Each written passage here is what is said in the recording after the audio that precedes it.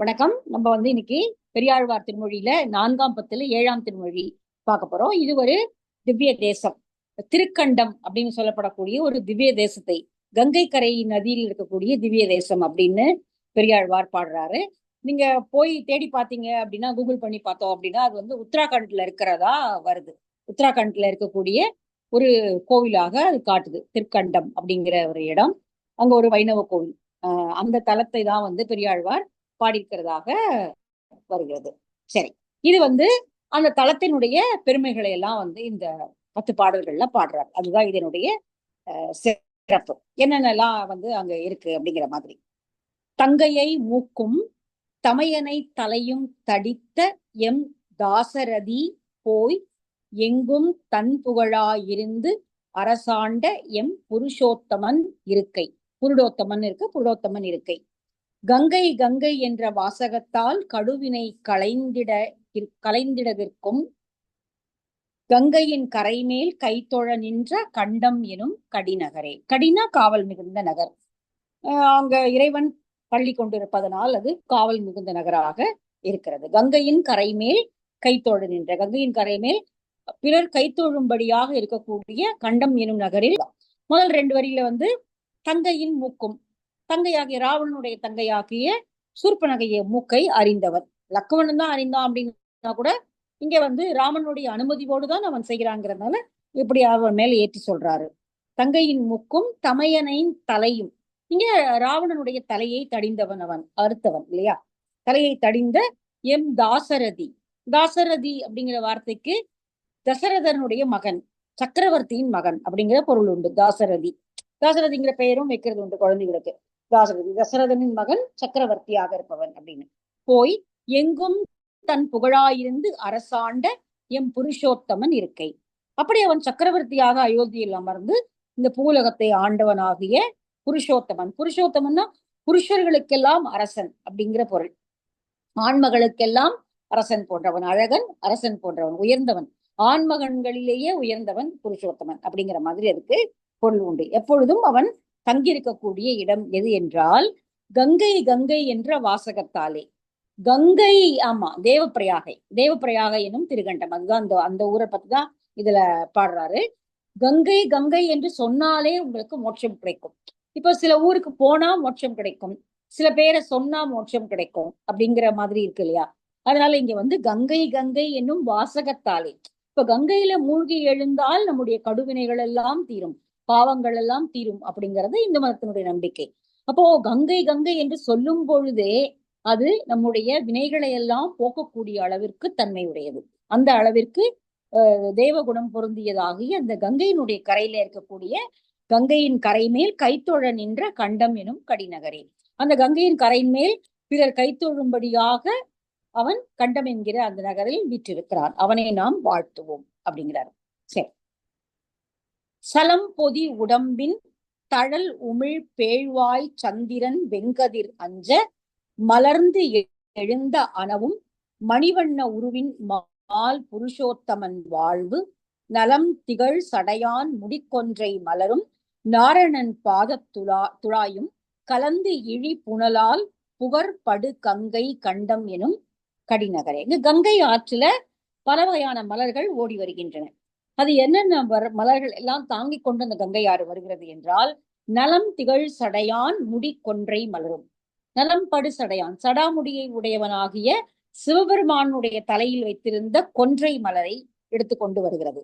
அதே போல மலரும் நாரணன் பாத துழாயும், திருநாராயணனுடைய பாதத்திலே சார்த்தி இருந்த துழாய், துளசியையும் தள்ளி எடுத்துக்கொண்டு அது அடித்து வீழ்த்து கொண்டு அது வருகிறது. கலந்து இழி புனலால் புகர்படு கங்கை கண்டம் எனும் கடிநகரே. அந்த கொன்றை பூவையும் உலகளந்த பெருமானுடைய திருவடிகளிலே சார்த்தி வைக்கப்பட்ட திருத்துழாயாகிய துளசியையும் சேர்த்து எடுத்துக்கொண்டு பெருகி ஓடுகின்ற நீரோடு ஒளி பொருந்திய கங்கை ஓடி வருகிறது. அது அந்த ஆறு இருக்கக்கூடிய கண்டம் எனும் நகர் இப்படிப்பட்டது. அந்த இறைவன் வீற்றிருக்கக்கூடிய கண்டம் எனும் திருத்தலத்திலே கங்கை ஆறு இப்படி ஓடி வருகிறது. கொன்றை பூவையும் சிவன் சூடிய கொன்றை பூவையும் நாராயணனுக்கு சார்த்திய துழாயையும் கலந்து எடுத்துக்கொண்டு அது ஒளி பொருந்தியதாக ஓடி வருகிறது. சரி, அதற்கு முன்னாடி இருக்கக்கூடிய 2 வரியும் திருமாலை பற்றிய வர்ணனை. குளிர்ந்த கிரகணங்களை உடைய சந்திரன், சலம் பொதி உடம்பின் சந்திரன். சந்திரன் குளிர்ச்சியானது இல்லையா, அதனால அதுக்கு சலம் பொதி சந்திரன் அப்படின்னு சொல்றாங்க.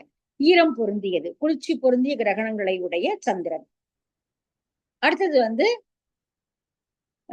உமிழ் தழல் உமிழ் பேழ்வாய் வெண்கதிர். தழலை கொட்டுகின்ற, நெருப்பை வாரி வீசுகின்ற பேழ்வாய், பேயினுடைய வாயை போல, அதாவது கொடூரமான வாயுடையதாக சூரியனுடைய. அப்படிப்பட்ட இந்த இரண்டும் பார்த்து வியக்கும்படியாக அவன் வளர்ந்து ஓங்கி நின்றான். அதாவது சந்திரனும் சூரியனும் அந்த ரெண்டு தான் உயரத்துல இருக்கிறது இல்லையா, அதை விட அவன் அதற்கும் மேலாக தாண்டி இந்த மூலகங்களையும் அளந்தான். வாமன அவதாரத்துல சொல்லப்படுவது இல்லையா, அளந்தான். நீல ரத்னம் போன்ற மணி வண்ண உருவின் மால் புருஷோத்தமன். நீல மணி போன்ற உருவம் கொண்டவன் அவன். அப்படிப்பட்ட திருமாலாவனவன் புருஷோத்தமன் என்ற பெயரோடு வாழ்கின்ற இடம் இந்த கண்டம் எனும் கோவில் இருக்கக்கூடிய இடம். அங்கே கங்கை இப்படி கொன்றையையும் திருத்துழாயையும் சுமந்து கொண்டு பாய்கிறது அப்படின்னு இந்த கங்கை கண்டம் என்கிற தரத்தை பத்தி இன்னும் சொல்றாரு. அதாவது முதல் இதுல கங்கை யாரு பாய்கிறது அப்படின்னு சொல்றாரு. இரண்டாவது இதுல அவன் மணிவண்ணனாக அவன் இந்த உலக அளந்தவளாக இருக்கக்கூடிய அவன் அந்த கண்டம் என்ற கோவிலிலே வீற்றிருக்கிறான் அப்படிங்கிறத சொல்றாரு. சரி. அதிர் முகம் உடைய வலம்புரி குமிழ்த்தி அழல் உமிழ் ஆழி கொண்டு எரிந்து அங்கு எதிர்முக அசுரர் தலைகளை இரடும் எம் புருஷோத்தமன் இருக்கை. சதுமுகன் கையில் சதுப்புயன் தாளில் சங்கரன் சடையினில் தாங்கி கதிர்முகம் மணிமொழி கொண்டு இழிபுணல் கங்கை கண்டம் என்னும் கடிநகரே. முதல் 2 வரி திருமாலை பற்றிய வர்ணனையாகவும், அடுத்த 2 வரி இப்படிப்பட்ட கங்கை பாயக்கூடிய கண்டம் எனும் ஊர் அப்படிங்கிற மாதிரிதான் இந்த எல்லா பாட்டுமே அமைஞ்சிருக்கு.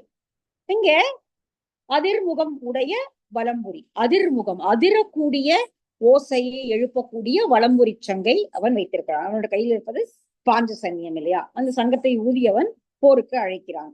சக்கராயுதத்தை கொண்டு வீசி அழல் உமிழ் ஆழி கொண்டு எரிந்து, ஆழின சக்கரம், ஆழினா அழல் உமிழ் நெருப்பை கக்கக்கூடிய அந்த சக்கரத்தை எரிந்து அவன் போர் செய்கிறான்.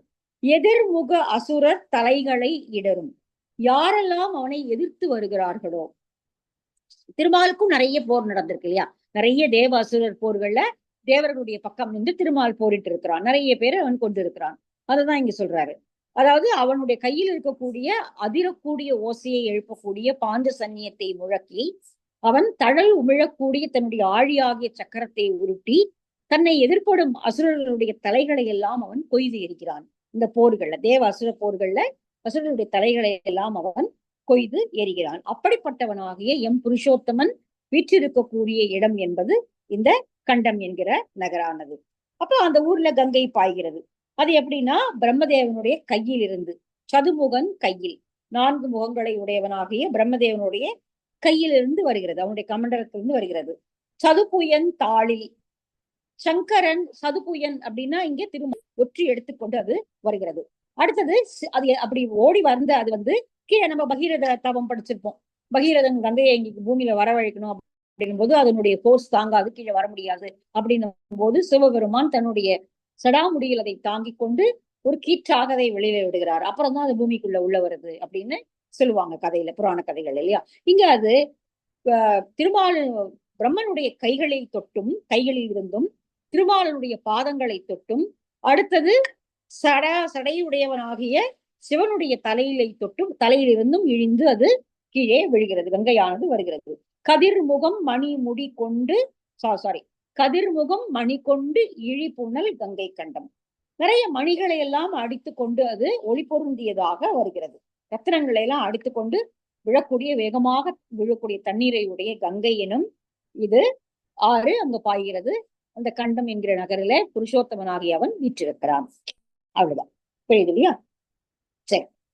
இமையவர் இருமாந்து இருந்து அரசாள ஏற்று எதிர்ப்பொரு சேனை நமபுரம் நணுக நாந்தகம் விசிறும் நம் புருஷோத்தமன் நகர்தான். இமவந்தம் தொடங்கி இருங்கடல் அளவும் இரு கரை உலகு இறைத்து ஆட கமை உடை பெருமை கங்கையின் கரைமேல் கண்டம் எனும் கடிநகரே. இமையவர் இருமாந்து, மேன்மையை, இருமாந்துன்னா மேன்மையோடு அவர்கள் அரசாண்டு கொண்டிருக்கிறார்கள் தேவர்கள். அவர்களுடைய அந்த பெருமையை பொறுக்காமல் அசுரர்கள் அவர்கள் மேல் போர் எடுத்து வருகிறார்கள். இமையவர் இருமாந்து இருந்து அரசாள ஏற்று வந்து எதிர்ப்பொரு சேனை. அவர்களை எதிர்த்து வந்து அவர்கள் மேல் பொறாமை கொண்டு அசுரர்கள் படையெடுத்து வருகிறார்கள். எதிர்ப்பொரு சேனை அப்படின்னா அசுரர்கள் அசுரர்கள் சேனையாக படையாக வருகிறார்கள்.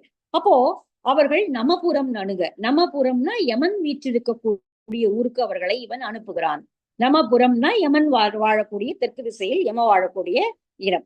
அந்த யமபுரத்துக்கு அவர்களை எல்லாம், அதாவது அவர்களை இறக்க செய்கிறான் அப்படிங்கிற பொருள்ல சொல்றாரு. நாந்தகம் விசிறும். நாந்தகம் அப்படிங்கிறது வந்து அவனுடைய கையில் இருக்கக்கூடிய வாழ், திருமாலின் கையில் இருக்கக்கூடிய வாழ் நாந்தகம். அந்த நாந்தகத்தை வீசி, முதல் பாட்டுல பாஞ்சசன்யம் ஆழி சொன்னாரு, இந்த பாட்டுல நாந்தகம். நாந்தகம் விசிறும் நம் புருஷோத்தமன் நகர்தான். புருஷோத்தமன் ஆகியவன் தன்னுடைய வாளை வீசி இப்படி அந்த அசுரர்களை, தேவர்களுக்கு எதிராக போரிட வந்த அசுரர்களை கொள்கிறான். அப்போ அது அந்த மாதிரி அந்த இந்த போரிலே அவன் வெற்றியை ஈட்டி தருகிறான். அந்த புருஷோத்தமன் வாழக்கூடிய நகர் இது. சரி, அடுத்தது அந்த அங்க ஓடக்கூடிய கங்கை ஆறு எப்படிப்பட்டது அப்படின்னா, ஆரவாரம் செய்து கொண்டு இமயமலை முதல் கடல் வரை, அது எங்க தோன்றுகிறதோ இமயமலையிலிருந்து அது கடலை போய் சேருகிற வரைக்கும் அது ஆரவாரம் செய்து கொண்டே வருகிறது. அது ஜீவன் நதி இல்லையா, அதெல்லாம் ஆரவாரம் செய்து கொண்டே இமவந்தம் தொடங்கி இருங்கடல் அளவும் கடலை போய் சேரக்கூடிய வரைக்கும் எல்லா பெரும்பாலான சில நதிகள் தொடக்கத்துல நல்லா இருக்கும், அப்புறம் காய்ந்து சிறுத்து போகும், அப்புறமா திரும்பி வரும். அப்படி அதனுடைய பாதைகள்ல ஒவ்வொரு மாதிரி மாற்றங்கள் இருக்கும் பல ஆறுகளுக்கு. ஆனா கங்கைக்கு அப்படி இல்லை. இமயத்துல தொடங்கி அது கடலை சேருகின்ற வரைக்கும் அது ஒரே போல இரு கரைகளையும் அடித்து உடைத்து கொண்டு, இரு கரை உலகு இறைத்து ஆட, இரண்டு பக்கங்களிலும் இறைந்து ஓடும்படியாக நீரை அது வாரி அடித்துக்கொண்டு கமை உடை பெருமை கங்கையின் கரை மேல். இப்படிப்பட்ட பெருமையுடைய, பலரால் பாராட்டப்படக்கூடிய பெருமையுடைய கங்கை கரையின் மேல் இந்த கண்டம் எனும் கடிநகர் அமைந்திருக்கிறது. அது வந்து இவர் அந்த கண்டம் எனும் கடிநகர்ல புருஷோத்தமனாக இவன் வீற்றிருக்கிறான். அவன் தேவர்களுக்கு எதிராக போரிட்ட அசுரர்களை வென்ற வாளை வீசியவன். ஒரே நிமிஷம், சாரி. அடுத்த பாட்டு. உழுவது ஓர் படையும் உலக்கையும் வில்லும் ஒன்சுடர் ஆழியும் சங்கும் மழுவோடு வாழும் படைக்கலம் உடைய மால் புருடோத்தமன் வாழ்வு. எழுமையும் கூடி ஈண்டிய பாவம் இறைப்பொழுது அளவினில் எல்லாம் கழுவிடும் பெருமை கங்கையின் கரைமேல் கண்டம் எனும் கடிநகரே. ரெண்டு விஷயம் இதுலயுமே. புருஷோத்தமனை பற்றிய சிறப்பு, இரண்டாவது கங்கையின் சிறப்பு. என்னெல்லாம் அவனிடம் படைக்கலங்கள் இருக்கின்றன, எல்லா அவதாரத்தில் இருக்கக்கூடிய படைக்கலங்களையும் சேர்த்து சொல்றாரு. அதாவது பரசுராமரா வந்த போது அவர் மழு ஆயுதத்தை வைத்திருந்தார் கையில இல்லையா, பரசுராமருடைய கையில மழு என்கிற ஆயுதம் இருந்தது.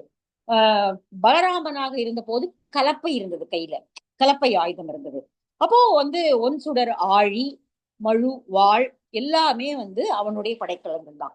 பிற அவதாரங்களிலும் வைத்திருந்த எல்லா இதையும் எடுத்து ஒரே இடத்துல சொல்றாரு. அப்ப அவனுடைய அவதாரங்கள் தானே எல்லாமே. அதனால இந்த இந்த போர்க்கள கருவிகள் எல்லாம் உடைய புருஷோத்தமன் அப்படின்னு சொல்றாரு. கலப்பை, உலக்கை, வில், சக்கரம், சங்கு, மழு, வாழ், இந்த ஐம்படை நமக்கு தெரியும். கலப்பை, உலக்கை, உலக்கையும் வந்து இருந்திருக்கிறது. அது வந்து பலராமனுடைய இதுல, ஏன்னா வந்து உழவர்களுடைய இது அப்படிங்கிறதுனால அது உலக்கையும் இங்க சேர்த்து சொல்றாரு. இந்த எல்லா ஆயுதங்களும் உடையவனாகிய திருமால் புருஷோத்தமனாக இந்த கண்டம் நகரிலே விட்டிருக்கிறான். அந்த கண்டத்திலே அவன் எழுந்தருளி இருக்கிறான். சரி, அது அவனுடைய சிறப்பு. எழுமையும் கூடி ஈண்டிய பாவம். நீங்க 7 ஜென்மத்துல என்ன பாவம் செய்திருந்தாலும், நீங்க 7 ஜென்மத்துல செய்த பாவத்தை எல்லாம் இறை பொழுதுல நீங்கள் ஒரே ஒரு முறை முங்கி எழுந்தீர்கள் என்றால் கங்கையில், அது உங்கள் பாவம் அத்தனையும் போக்கிவிடும். எழுமையும் கூடி ஈண்டிய பாவம் இறை பொழுது அளவினில். நீங்கள் கண்ணை மூடி திறப்பதற்குள் உங்களுடைய பாவம் அத்தனையையும் கங்கை போக்கிவிடும். அந்த அளவிற்கு சிறப்பானது அது, தெய்வீகத்தன்மை பொருந்தது. இறை பொழுது அளவினில் எல்லாம் கழுவிடும் பெருமை கங்கையின் கரை மேல். அந்த கங்கையானது நீங்கள் ஒரு முறை மூழ்கி எழுந்தால் போதும் உன்னுடைய 7 ஜென்மத்து பாவமும் போய்விடும். அந்த மாதிரியான கங்கை ஓடக்கூடிய அதனுடைய கரையில இந்த தேவப்பிரயாகியாகிய கண்ட நகரம் அடங்கி இருக்கிறது. அந்த கண்டத்தில் புருஷோத்தமன் ஆகியவன் எழுந்தருளியிருக்கிறான். சரி, அதேதான். அடுத்த பாடல். தலை பெய்து குமுறி சலம் பொதி மேகம் சலசல பொழிந்திடக் கண்டு மலை பெரும் குழையால் மறைத்தவன் மதுரை மால் புருடோத்தமன் வாழ்வு. அலைப்பூடை திரைவாய் அருந்தவ முனிவர் அவபிரதம் குடைந்து ஆட கலப்பைகள் கொழிக்கும் கங்கையின் கரை மேல் கண்டம் எனும் கடிநகரை. ஒரே நிமிஷம் தண்ணி குடிச்சிட்டு வந்துடுறேன்.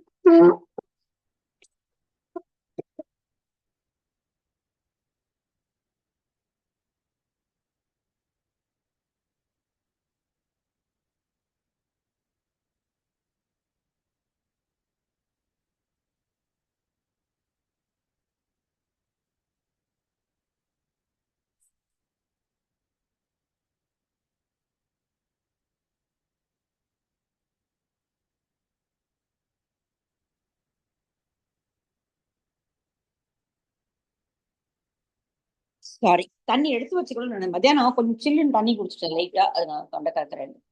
சரி, இங்க வந்து தலை பெய்து குமுறி சலம் பொதி மேகம் சலசல பொழிந்திடக் கண்டு, இது நமக்கு ஞாபகம் இருக்கலாம். கோவர்த்தனகிரியை அவன் குடையாக எடுத்த அந்த கண்ணபிரான் அவதாரத்துல செய்த செயல்.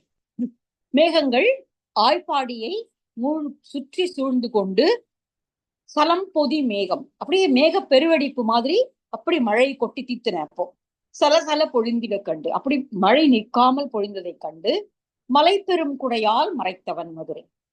அவன் அந்த மலையையே குடையாக எடுத்து அந்த மக்களை காப்பாற்றினான். அப்படிப்பட்ட புருஷோத்தமன் வாழ்கின்ற நகரம் இது.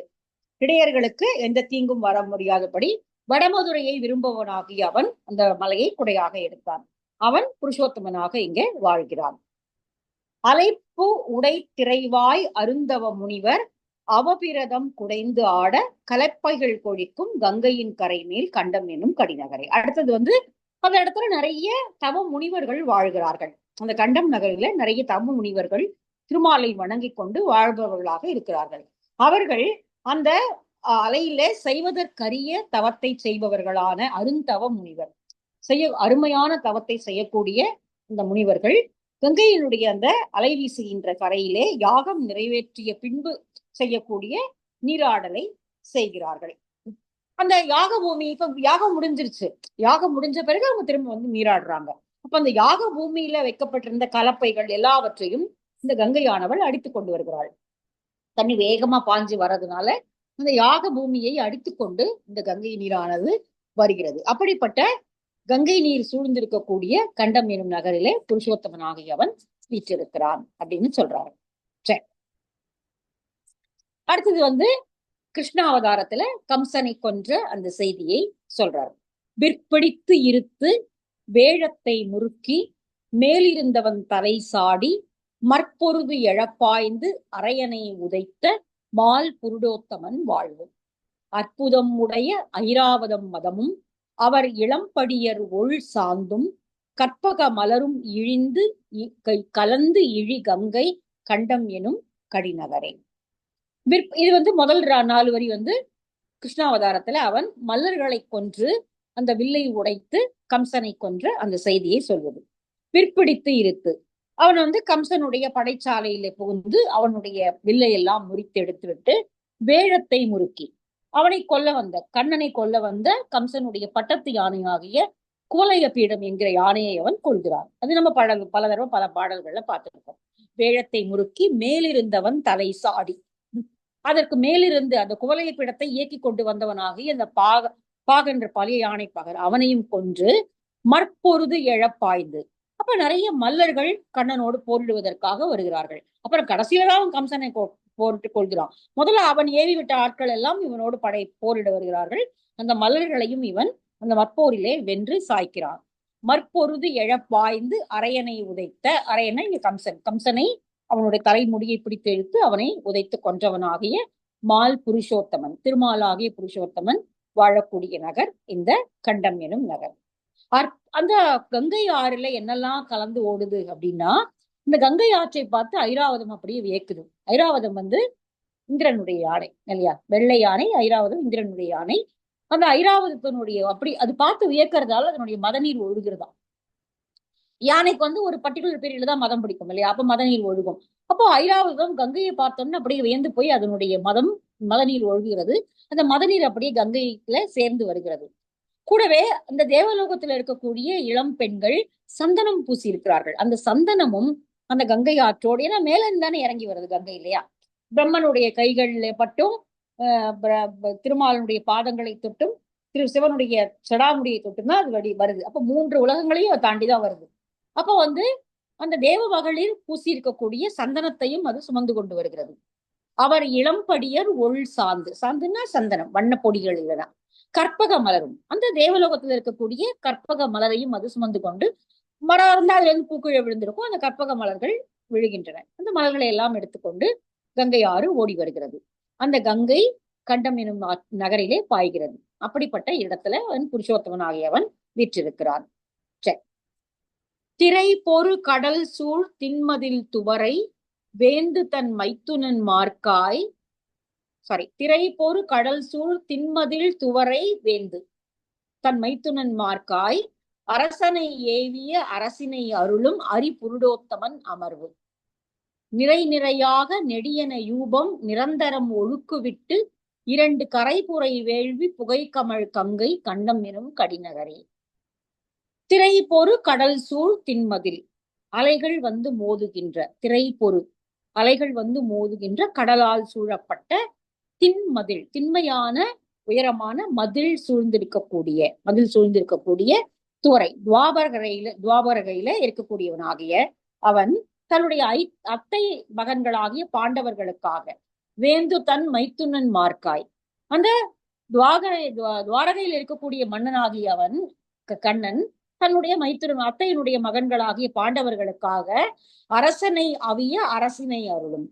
மற்ற அரசர்கள் எல்லாம் அவியன்னா அழிந்து போக அல்லது அவர்களை அழித்து, அவிய அரசினை அருளும். பாண்டவர்களுக்கு அந்த அவர்களுக்குரிய அந்த பங்கினை எடுத்து கொடுத்தார். அந்த அரசாட்சியை அவன் அவர்களுக்கு வாங்கி கொடுக்கிறான். அரசனை அவிய அரசினை அருளும் அரிபுருடோத்தமன், அரினா சிங்கம், சிங்கம் போன்றவனாகிய புருஷோத்தமன் இருக்கக்கூடிய அரி என்கிற திருநாமம், இல்ல அரினா சிங்கத்துக்கும் பொறுக்கும். அரி என்கிற புருஷோத்தமனாகிய அவன் வீட்டிருக்கக்கூடிய இடம் இந்த கண்டம் என்கிற திருத்தலம்.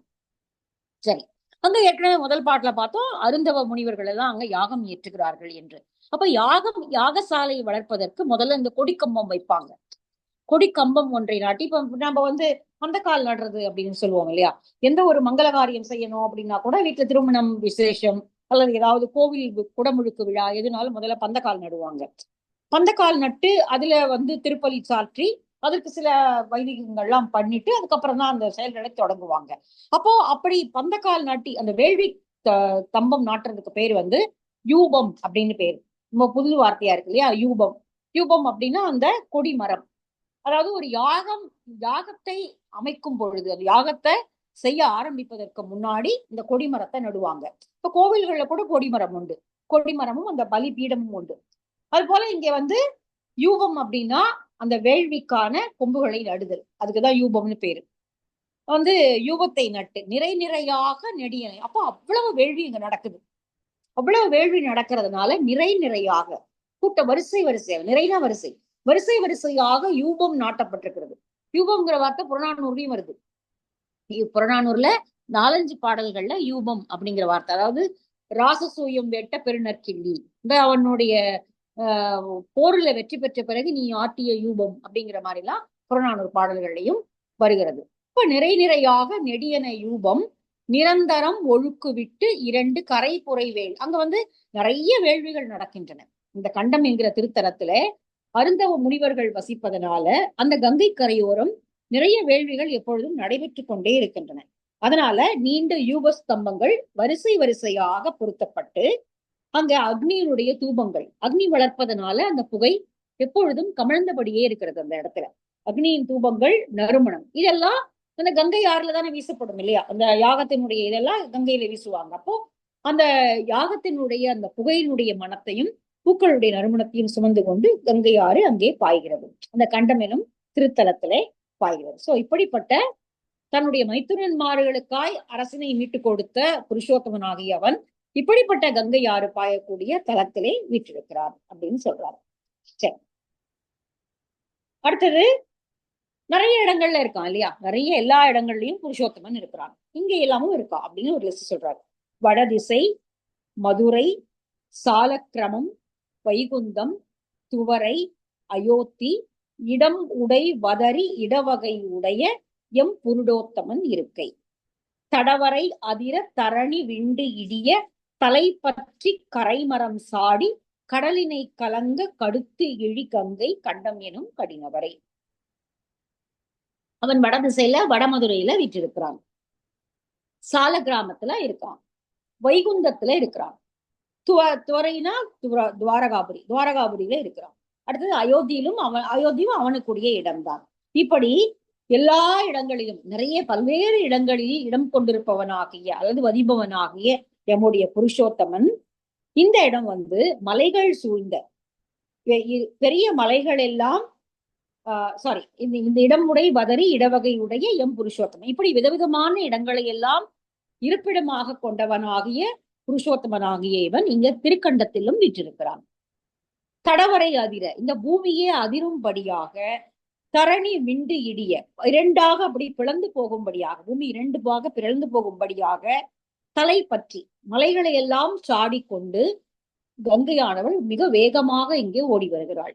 மிக வேகமாக அவள் ஓடி கரைமரம் சாடி கடலினை கலங்க கடுத்து இழி கங்கை கண்டம் எனும் கடினவரை, கடலே கலங்கி போகும்படியாக வேகமாக போய் பாயக்கூடிய கங்கை ஆறு சுற்றி ஓடக்கூடிய கண்டம் எனும் நகரில இப்படி பல்வேறு இடங்களில் குடிகொண்டிருப்பவனாகிய வடமதுரை, துவாரகை, அயோத்தி, சாலகிராமம், இப்படி எல்லா இடத்திலும் இருப்பவனாகியவன் இங்கும் இருக்கிறான். இதுவும் அவனுடைய இருப்பிடம்தான் அப்படின்னு அந்த கண்டத்தினுடைய திவ்ய தேசத்தினுடைய பெருமையை சொல்கிறார்.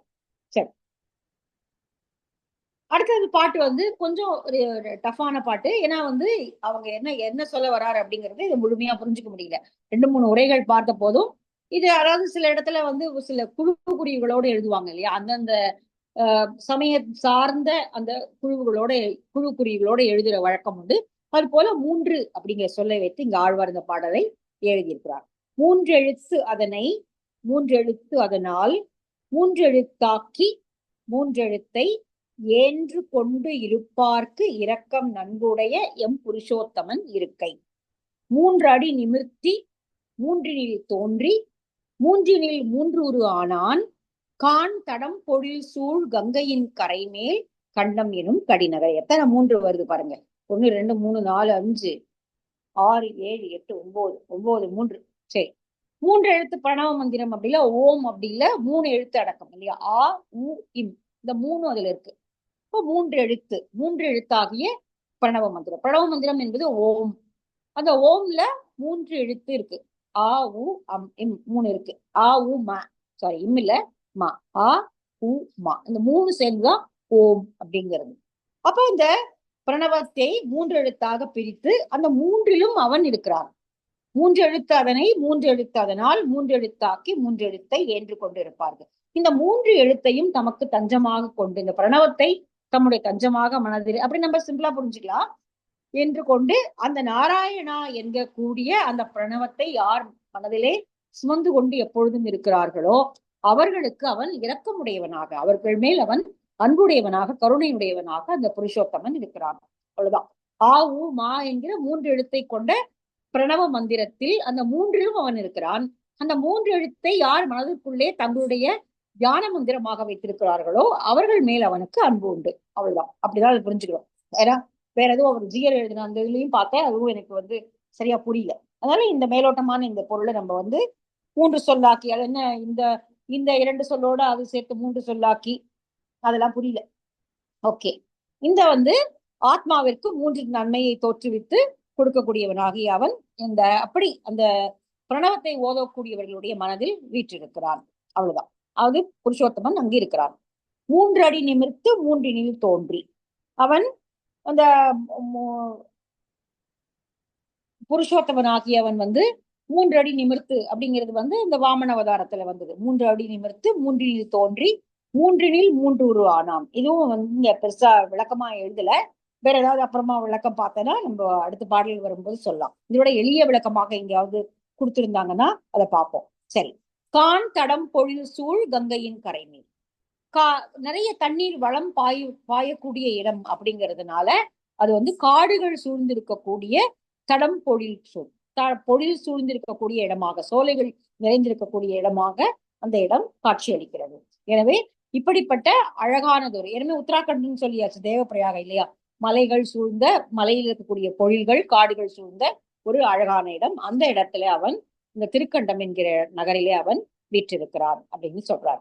சரி, இந்த பாட்டுக்கு வேற ஏதாவது எளிமையான பொருள் கிடைச்சா நம்ம அப்புறம் பின்னாடி பார்க்கலாம். யாராவது எழுதியிருப்பாங்க நிச்சயமா.